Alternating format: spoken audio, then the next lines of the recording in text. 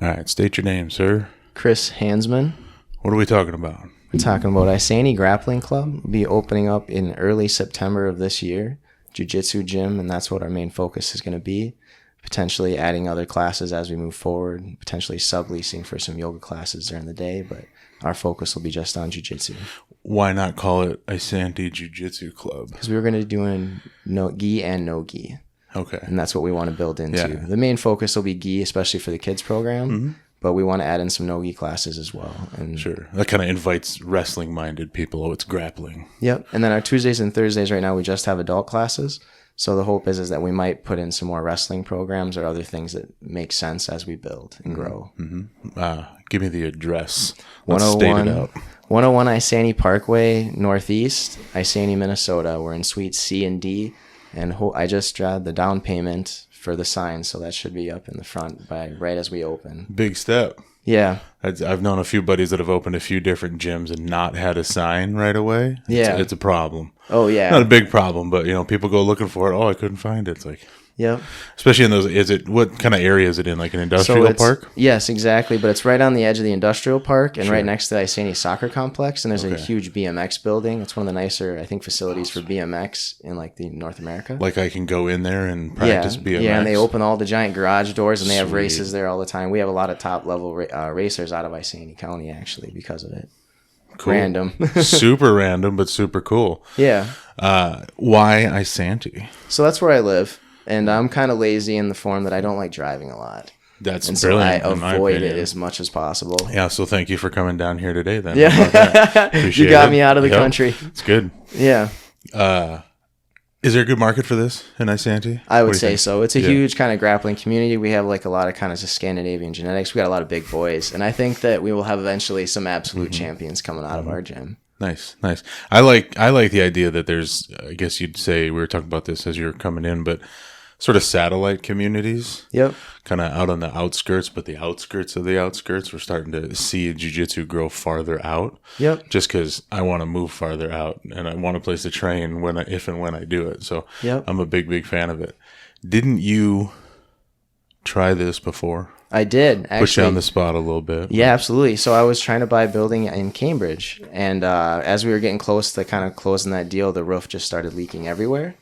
And so Really? like bad. And they were kind of trying to hide it, I think, at first. And then once we were getting close, and it's like, okay, you get a quote for a new roof, and you're talking over $100,000 for the building size it was. Yeah. So that just completely shot it down. And then after that, I found out that the city was going to assess and put new sewer lines in. So they were going to rip up the road and everything and assess the buildings in front. Which means future costs, Huge harder costs. traffic, harder walkable And it had traffic. kind of issues with parking too. So this the one that I ended up getting, I'm happy the other ones failed because actually right before COVID, I almost signed a lease for a gym in Isanti that I was going to call Absolute Martial Arts. Mm-hmm. And I heard on the news we got 2 weeks to shorten the curb or how I can't remember the exact words. It's been so long. Was it that? It was way more than 2 weeks. Anyway. Yeah. Oh no, but that was the original word. Me and the guy yeah. that I ended up facilitating the building that we purchased for this now was working with a lease with me, and then I was like, all right, let's wait these 2 weeks out, and then I'll sign the lease. And we went through the COVID years. And Good instincts. Yeah. I didn't want to jump in at that point. For sure. Tell me about you. Because are you going to be my coach when I show up here? Yes, primarily Yep. coach. I'd like to get other people's because everyone's minds is different. And You should see different styles. And the other guy that's going to be doing a lot of the coaching with me to start, Mike Waverick, kind of fire and water. We're very much different stylistically, even though we're similar sized. Tell me. What? So he's much more of what would be a wrestler. Chris Golf, his MMA fight where we talked about that big wrestler that picked him up and just slammed him. And that's Mike. Uh-huh. And very much a top player, very good at staying on top. And I'm good at being on top too, but I started in MMA with just basketball, football, track, no wrestling. So I was one of the unique people, I think, in MMA that had to develop a guard that dealt with people beating you down. And not just regular people, but actual fighters and the elite level wrestlers that I'd have to face. You went into mixed martial arts having not wrestled? Yes. How much training did you, prior to your, first About MMA 6 fight? months. What? That's just... I hit a Superman punch too. What? So Oh, 2 really? weeks 2 weeks before the fight, I asked the coach, I was like, how do you throw a Superman punch? And they kind of mocked me. And I was like, just show me the mechanics. And then I just cracked it in the middle of a fight. Did it work? Did it Yeah. help? Yeah. Yeah, the crowd went crazy. Looks cool. For Yeah, sure. I know. And I landed a ton of leg kicks. So the second I even like twitched a little bit lower body, he just froze and looked at it. So I got to blast him full power. Oh, cool. Cool. Yeah. Cool. So I started in MMA, and that was the focus. Yeah. And then I get to say I retired. Retired. Just jiu-jitsu now. Yes. Yeah. I know. I realized that it was done. Yeah, for sure. So the two of you coaching, both owners? Yep. Yeah, we both be owners of the Isanti Grappling Club. Sure. Yep. What do I know Mike from? Did he do that grand classic grappling thing that was attached to the Ignite event a couple years ago? Yeah, he's done a couple different like super fights and tournaments and stuff. He likes to stay competitive. He's gone against like Luke Powers a few times. Maybe one of those. Yeah. There's too many people and too many fights and too many opportunities. I can't keep track. No, it's all impossible. of those are good things, but I just can't. Yeah, I'm horrible with names too. I apologize for anyone that comes into the gym. It's not on purpose. I just struggle with names. But I grew up in a gas station, so like it's just a revolving door of people and different vendors and different customers. Grew up in a gas station? Yeah. Like you worked in a gas station as a young man, or you grew up in a gas station? In a gas station. My parents, I started in an entrepreneurial family that believed like working 2 jobs is what you do your whole life. And, you know, credit to them because they started with nothing and they built quite an empire with what they had. Cool. But, it gave great examples of entrepreneur skills. Okay, but how does one grow up in a gas station? So they built it when I was a baby. And so if I wasn't at home or at school or at a sport event, which ended up being my outlet, I was at the gas station. Yeah. So I didn't grow up around kids. I grew up around business. Petrochemicals. Yeah. Oh, yeah. 100%. I dig it. Tell me philosophically what to expect. So we kind of got 2 different styles of backgrounds in my coaches at Isanti Grappling Club. Yep. But like, break down either a day or a week or a month. What's my experience going to be like? Well, I think jiu-jitsu by itself is good enough. And I think a lot of people poison that in ways, if that makes sense. And I've just been around the sport now for about 17 years. So I feel like handling things with respect and understanding, but, you know, like even just the hygiene thing or things where you gotta have the hard conversations. But I want to provide a safe, clean environment for my students. And I know we want to appeal to the normal person, but we also want to appeal to the competitive person, which is right up me and Mike's alley because not many people have jiu-jitsu experience, but also competitive MMA experience. Right. It's a totally different animal, especially coming from the MMA first and then kind of transitioning into the jiu-jitsu. There's just certain habits that are in you that I think stay with you that are just instinctually good. Yeah, like the inverse example would be the 1 or 2 times I ever had anyone lightly throwing hands at me. Yeah. Whilst in my half guard. Yeah. And it was completely mystifying for me, and I'm never doing it again. Yeah. So you've got strong experience in a more self-defense mindset or approach to jiu-jitsu at the very least, it would sound like. Yeah, absolutely. Because I didn't get to control top position MMA. So I had to force the exchange. And usually I think when someone's truly like afraid of getting hit or they're exhausted, the shot they give then is way different than any kind of training shot or jiu-jitsu takedown. I feel like you feel when you actually feel someone's like urgency and like they're thinking they might get hurt or finished. So I had to deal. I felt like that was me. So if I'm hurt and tired and I shoot in for a single, that's going to feel different. It'll be everything in your soul. Okay. Yeah. If I'm shooting a single, I'm hurt and tired anyway, bro. I'm sitting down, and we're gonna panda bear around. I got a nice long like neck too, so I didn't like putting my head down very much. I prefer to just keep it straight in the air. Trap up, dude. You gotta do some deadlifts and stuff. Yeah. 17 years. Where and when did you personally start? 2007 at the end of it. My roommate in college, Ryan Delph, was I think like a 7 or 8-0 amateur champion from Iowa. He was a wrestler. So he started showing techniques, and then I ended up just starting to get kind of training, mostly on the weekends at the time. And then this is like in his basement kind of thing? Yeah, at the dorms and stuff like that. And then I eventually moved back to Duluth and started training more consistently at Twin Ports MMA, which was like more structural start to martial arts. It's funny, I don't know where the year is, but if somebody started far enough back, they started in a bedroom or a basement. Yeah. Oh, yeah. Or something versus 100%. Like, I just took my pick of the many gyms within reasonable driving Yeah, distance and landed there. the gyms were MMA gyms. They weren't jiu-jitsu gyms. Yeah. Jiu-jitsu was like a side thought. It was the MMA classes and the striking classes. So it really brought in a different breed. But I just don't think that breed is necessarily what pays the bills. Sure. Or can sustain for long term. That like constant grind and striking and getting beaten down. Whereas jiu-jitsu is something that you can enjoy and continue working at and not have like the CTE or head trauma type issues. It does seem like if there's a big four, I'm generalizing, but if there's a big four for MMA, like Muay Thai, probably Western boxing, jiu-jitsu, wrestling, probably not in that order necessarily. Yeah. But if you structure those in terms of most friendliest to the user, kickboxing's at the bottom, then boxing, then wrestling, then jiu-jitsu. Yeah, I might even say wrestling might be on the bottom. Oh man, a different kind of grind. Yeah, maybe the culture of the room, you know? Yeah. It's the least accessible, it seems like, past high school. It could get the most toxic, I think, with their weight cutting and stuff like that. Potentially. Yeah. But I think for the beat down, it's probably kickboxing. You're right. I would agree with that. Accidentally kicked in the head. But it's that thing that like jiu-jitsu is the thing everybody can do all the time, spar live, you know, with some governing of speed or whatever. But whereas you can't really get away with that in the other one. So kind of central to the business model, I would assume. Yeah. How much back then, like 2007, 2008, how much jiu-jitsu integration at an MMA gym was there? Or was it like wrestle, strike, let's go? Yeah, a lot of really basic stuff. So we had Nick Sutton, who was a jiu-jitsu blue belt, and then I would sometimes go with a group to Jared and Brainerd. I always butcher his last name. Sorry, Jared. I say Firebender. Yeah, it's like the alphabet. It starts with F and then it's the alphabet. But it also sounds like a superhero, Firebender. Yeah.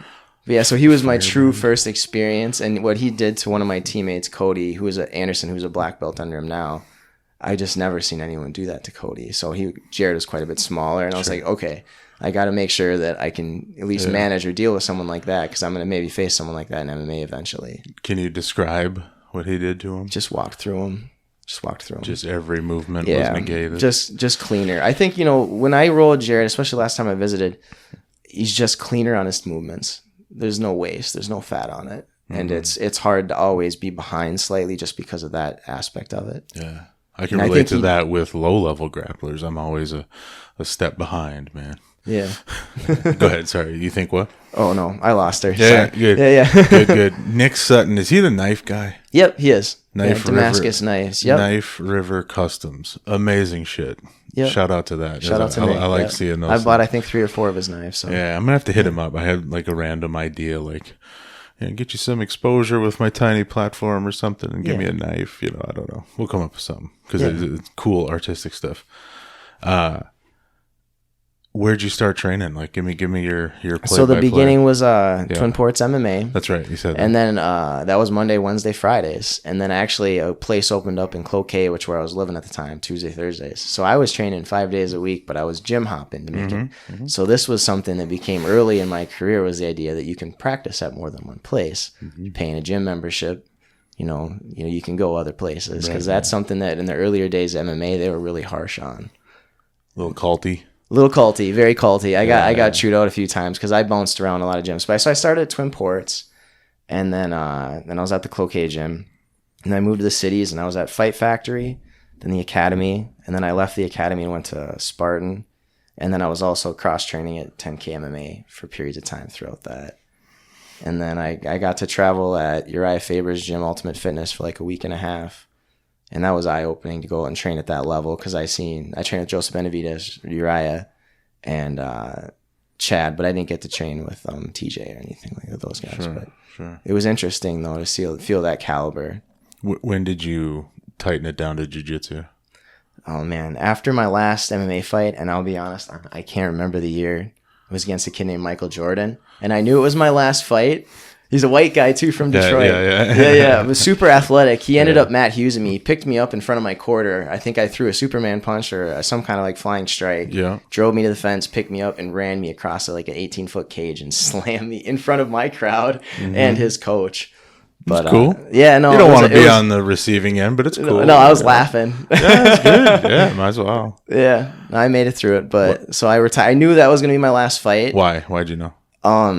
I was doing really well with the business that I had, and I was just sucking up all my time. I was actually, Tom Schmitz was my coach at the time, and he didn't come to the fight. I know he was frustrated, so I wasn't in the gym as much, but I was also training at a kickboxing gym at the time too, so he wasn't quite seeing me. Yeah, sure. If that makes sense. Yep, but I follow you. It was a good scrap. I just do really good in scraps. I got 2 Fight of the Year nominations for 2 separate fights in Wisconsin. Nice. So just the striking kind of more balance with me gave me a little bit more curb appeal. Yeah. Nothing but jiu-jitsu now, though, huh? Yeah, just jiu-jitsu. When did you switch? Did you say? It was after the Michael Jordan fight. I was like, all right, when was that? Like 2012? I think like 7 years ago, maybe now. Sure. I'd have to pull it. So I got hit in the head a lot. Some of the dates. The dates are fuzzy. I know if I pull it up on Facebook or Instagram, that's like another way I help like keep my mind oriented. It's like one of the main uses of Facebook is seeing stuff you posted back when we all actually liked Facebook. Yeah. Like stuff pops up in the memories like, cool, I know when that was now. Yeah. Are you a brown belt? Brown belt, 3 stripes. Yep. Under who? Tao gave me the brown belt. And Prodigy. Prodigy. And then I got the purple at Trax, the blue at Spartan, and then I was like a 7 or 8 year white belt. And actually, I think one of the reasons I got the blue is because so many people at Spartan were complaining about me wearing a white belt. Sure. But I loved traveling wearing my white belt, Yeah. and then I was kind of mopping through some of the groups of people. And you're like, you're not a white belt. I'm like, 100%. But I think there was, back then, they held MMA fighters back. They're like, you're athletic, so we're not gonna give the jiu-jitsu rank. And it's like, man, I'm not on top. I'm not doing anti-jiu-jitsu. I'm actually trying to use the techniques to get back to my feet. Right. And I would assume even today, somebody who's focused on MMA, even if they are training a lot of jiu-jitsu, it's going to be a slower rise through the ranks. Yeah. Because you're putting a lot of time and energy into striking or whatever. You know what I mean? Like a blade's not going to get sharp as fast, I would assume. Yeah. But you're saying it was something of a political move, like sandbagging a little bit. Yeah, they're kind of the MMA guys, because there was like people that were like D1 wrestlers that I remember. I'm not going to call it gyms, but I'm talking D1 wrestler, MMA, an elite MMA fighter wearing a white belt or a blue belt at jiu-jitsu tournaments. It's like, come on, guys. Right. That's a different animal. Like, you should at least throw them into the deeper end. Yeah, how many double legs have you shot in your life? That alone bumps you up a belt, frankly. Yeah. Yeah. What's wave rank in jiu-jitsu? He's a brown belt too. He's a brown belt? Yep, he got his from Tao as well. Oh, okay. I think so. I know it's at Prodigy, but I think it was Tao. Well, yeah, through that. Now, are you guys affiliated or doing your own thing? Kind of doing our own thing right now, though, but we're still training at Prodigy too. I bump around though too. I've kind of always the gym, I'm sorry. Is Isanti Grappling Club affiliated under anybody? No, not at this time. Okay. Yeah. I think more and more people aren't doing that as much. Is that just something I've observed, or do you think that's kind of becoming I think so. more normal? I think like the mystique of having to have someone else's stamp of approval, I guess, is kind of dissolving more and more. Yeah. It's also just like Americanized, like just kind of business, right? Mm-hmm. And it's popular enough. It seems like jiu-jitsu on its own is in a certain phase that CrossFit was like 12 to 15 years ago. Yeah. Where they're just popping up. Like you're opening one in Isanti, for God's sake. And you're going to do well, right? You know what I'm saying? And there's so many even close to each other that are all doing well in the cities where it's like it's a sustainable thing without having so-and-so's name above the name of the gym. Yep. So I think that's more and more going to be a normal thing. Yep. What do you think? Pros and cons? Yeah, 100%. I don't have to pay for Pepsi's logo on the mat type thing, if that makes sense. Yeah, and sometimes it's a substantial cost, is my impression. Yeah. I don't have a lot of inside baseball, but like I never researched into it, to be honest. Yeah, and I've seen like 5-figure numbers. Yeah. That's a lot to a new upstart business, in that first year. And I guess I don't understand a lot of it, but yeah. Yeah, to me, I've been, again, entrepreneurial my whole life and been a part of so many business buildups and, running that it's just, I'm very effective in those departments to knock those out. And I just love the sport. And I've coached a lot of different sports now, too. We just actually, my MYSA, my son's team, I coached those U12. We won the MYSA state championships. Never played soccer. But they didn't have a coach. And 3 years ago, and I built up a co-ed team of a bunch of young kids. And now we're able to conquer it kind of a little bit. So I got to retire again. Double retired now. Yeah. I kind of like that too. I think there's a handful of coaches, and I'm going to be lost on a couple names, and they're in and around like the track and field space. That's one of my big backgrounds when I was a young fella. And there's two notable throws coaches, shot put coaches, who never threw shot put. But one was coach, and he was local here and coached some of like state champions and national entrances. And then another one, man, was it University Ron Backus, means nothing to anybody, but I think he was University of Minnesota, a very high level thrower. His coach, John Forsyth. This is unnecessary digging for names, but like his coach never threw shot put. He was a pole vaulter, I think. Might be mixing up stories here. Yeah. But like you study the movements, you get to know it. Yeah. You go. Keep them moving. Start a soccer program. Let's go. One of the problems I think with coaching sometimes is too much stagnant talking. You just got to get the kids moving. Get them doing kids, something. Right? Yeah, especially the kids. Even the adults, though, too. I think it's important. Like, jiu-jitsu is kind of like playtime for adults, really. That's what it becomes like, I think, in its healthiest form. Mm-hmm. Just like you're getting out there, you're moving your body, you're doing something. There's a little struggle. You maybe win some, you lose some. Sure. Can't win them all, can't lose them all. Yeah. If you're losing them all, I mean, some of your teammates got to be a little better to you, I think. Yeah. And just having a mindset of, okay, we're just going to keep rolling and keep playing saves you from the anguish of the losses, so to speak, and then getting too hyped up on the wins. Yep. Normalize it. Just keep practicing. Yep. One thing you were saying, though, too, about a coach that's never did the sport. I was on a team for St. Bernard's back when they still were a school, and it was a 9th grade team, and it was probably the best coach I've ever seen. He never played basketball. He's very overweight. He had 50 kids try out for the team. He didn't want to have 2 teams. He didn't want to have that many. He locked up the basketballs and he ran them down to 12. Literally. He wouldn't let you. It was like 2 weeks almost. And then he finally got it down to 12. All right, now we're practicing. And so it was just straight up conditioning. Just running. He locked the balls. He wouldn't even let you dribble it during like when you're going down and back. He wanted to break whoever was going to break. So then what was left, And every practice started with down and back, with dribbling a basketball 100 times. So you only get about 20, 30 minutes of actual skill work or plays. Mm-hmm. But that was one of the best teams I ever played on. We played at an elite level. We beat a lot of really good teams that were way better than us. Yeah. And it seemed like we always cracked teams at the end because we were like able to be focused and run all the time. Right. Yeah. You get the wimps out of there. Yeah. But it was just, that's just a mentality thing, right? Yeah. He really scratched it down to what you needed. Mm-hmm. A little old school, a little uncomfortable for a modern wimp like myself. No, I wouldn't suggest that. I didn't do that for my team. We had kids that were fresh this year on the state championship team. Yeah, that were really fresh to competitive soccer, and we still found a way to get them involved. Nice. How much dodgeball will be in your adult program? Dodgeball? Mm-hmm. I don't know how much. I'm looking for an adult program with some dodgeball. Yeah. I do got the overhead heaters, like the tube heaters, so I don't know if a ball hits that might not go good. Oh, yeah. Have to come up with something. Yeah. The foam balls, maybe. Yeah. But we'll have 1,800 square feet, and it'll be 4 squares, cube squares. So we're hoping to do jiu-jitsu, maybe like small jiu-jitsu tournaments or in-house tournaments in the future. Explain that to me as if I'm stupid. So you got 1,800 square feet. 1,800 square feet of a square, and then split that square in 4 pieces with trim out. Like separated? No, it's all together. Okay. But it's just trimmed out so you can have 4 spaces. So our hopes were that we'll eventually be able to do matches and stuff like that. That's cool. Even just from a training standpoint, that's cool. It kind of divides up the room. You can separate your groups naturally. Very cool. Yeah. You talked about what? Sorry. Oh, I'm sorry. No, that's all right. But yeah, 1,800 square feet. So I think it'll be one of the bigger spaces in the state. Man, I'm trying to compare 1,800. I wish I knew square footage of other places. Yeah. How much of that's mat space? How about that? That's all mat space. All like we got an entrance space. The whole building space is 4,400 square feet. Okay, so that is okay. We have 2 locker rooms, 2 bathrooms. The women's room has 2 stalls. Men's has a stall and a urinal. So you can't shut down the men's if someone's using the bathroom, which is helpful. Yeah. I don't know if you've seen that at gyms, but it's a brutal when you have 2 people shutting down the bathrooms if you need people to get in there and stuff. Yeah, trying to open it up. So we went with 2 big bathrooms. Yeah. And shower facilities, you said? No showers. No showers, okay. Showers, yeah. I was going to say, man, this is quite the space. It is quite the space. But yep.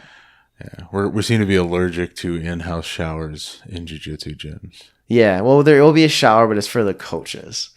type correct, thing. Yeah. Let the champ clean up. Well, then, we have work and jobs and stuff, but if I'm going to be on the mats, I'm going to be clean, my nails are going to be trimmed, basic hygiene things that need to be done. No, absolutely. If it's gross, that's brutal. And I grew up in a lot of gyms that were gross, but it was what I had and what you could do. Style, so you just had to deal with it.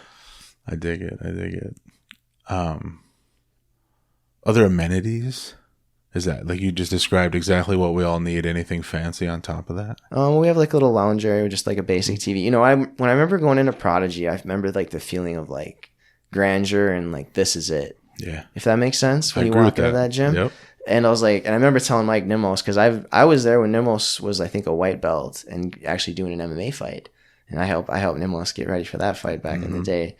I remember just telling Mike Nimos about this. This is exactly how it should be. Yeah. And so I copied them. The space is similar. I don't have the mezzanine level above, and I won't have as much workout space like for weights and stuff. But I'm copying them a lot. Yeah, it's a good vibe there. I think the mezzanine is cool and actually gives you great separation. You can have like a group of kids here and a group of adults there or whatever. But it's not ideal in my personal opinion. Yeah, I want that much space and some separation, but like I kind of want it all. Like Alliance St. Croix. Yep. It looks like just a gigantic room. Yep. Giant mats, and you can create some separation or whatever. But I like the mezzanine. I wouldn't order it up, I guess. Yeah, we debated about it, but we decided to not go with it. Yeah. Yeah. Put an office up there or something. Yeah. Something like that. But yeah, that is a cool space. And it was a fun, I took some pictures there at one of the Hodger seminars. It's fun from that regard. You can take some cool angles having that overhead shot. Yeah. Super, super fun. Yeah. I never really trained on the mats though.